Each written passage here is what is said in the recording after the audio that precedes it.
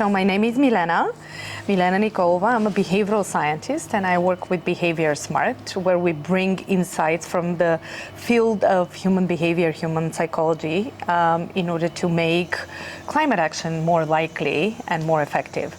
What you mentioned is actually our work around understanding intangible barriers, because climate adaptation is very, very complex. And our natural inclination is to focus on the objective, solid, visible, understandable barriers such as legislation, investments, technology, and so on. But what we discover is that sometimes the barriers are actually intangible. So maybe everything else that's legislation, data is in place, and it allows for things to start working, but they're not. And the reason are intangible barriers, such as, for example, lack of trust.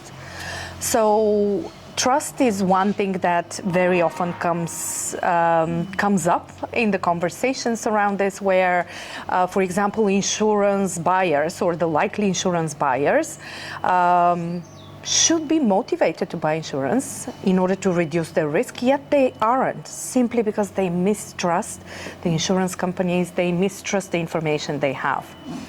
I want to give another example which really illustrates the power and the importance of considering a behavioral layer of factors.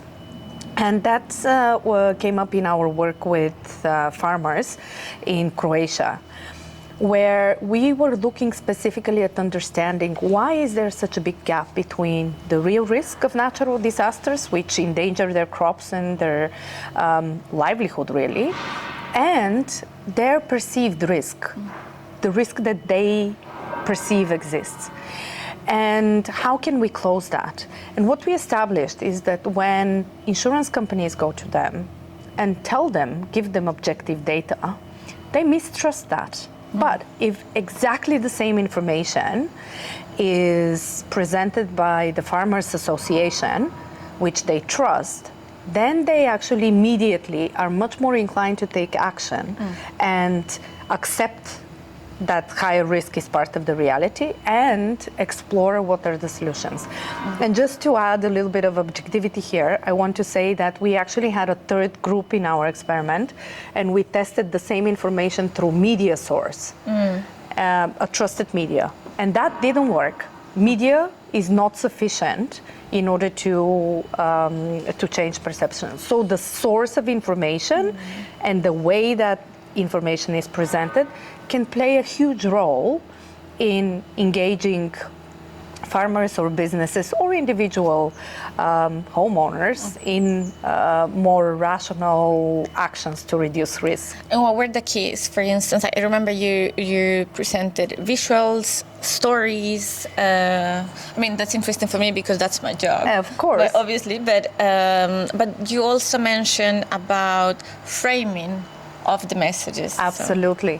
So. Well, this is one of the interesting things, because when we think about climate action and climate adaptation, we automatically assume, okay, it's going to be very expensive and very complicated, which it will be, and behavioral science is not going to eliminate that, but it can give us some low-hanging fruits, which can help reduce gaps, which can help activate awareness and action. And many of these are communication-based.